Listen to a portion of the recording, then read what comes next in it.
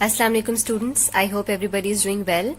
So in previous video we have discussed in a detail about preposition, and these are the things that we have learned before.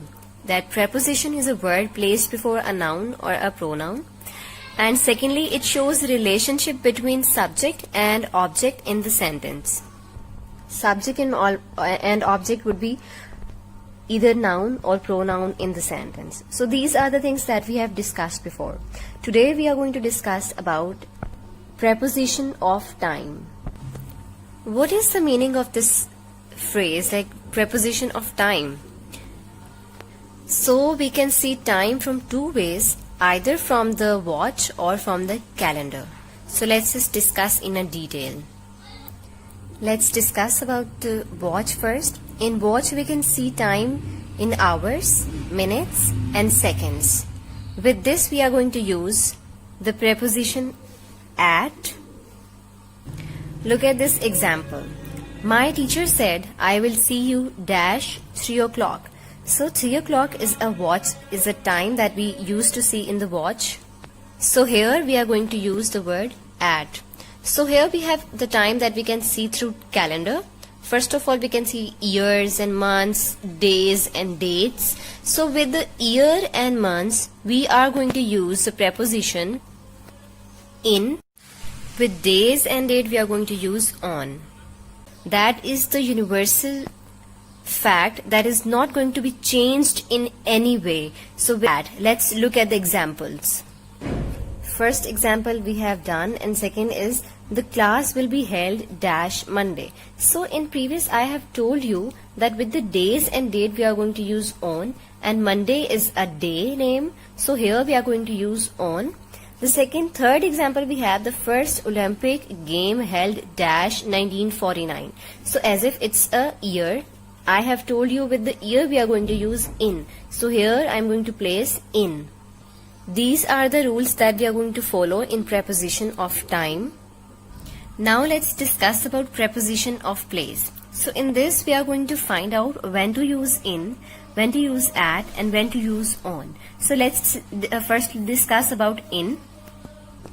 In we use if the place is covered, like four-walled place if you talk about. For example, I am standing in the room, I am in the school, I am in the class. So with the covered place we are going to use in. And at we are going to use if the specific location has been told, or if the particular point has been discussed, or the location has been discussed. For example, I am standing at the bus station.